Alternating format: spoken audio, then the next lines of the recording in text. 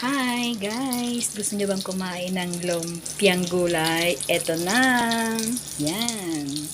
Yummy yummy! Ayan, kung sinong hindi marunong kumain ng gulay dyan, ito lang yung paraan para makakain kayo. Kasi guys, hindi nyo masyado malalasahan ang gulay. Itong paraan po, talagang 101% guys. Kakain talaga kayo ng gulay.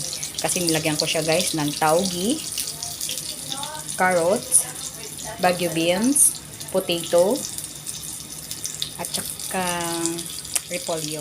Yan ha. Yan, daming gulay yan guys sa loob. So, ganitong way guys, makakain talaga tayo ng gulay. Kaya, kung sino yan ang hindi kumakain ng gulay, tara na. Luto na rin kayo guys. At least guys, lutong bahay to guys.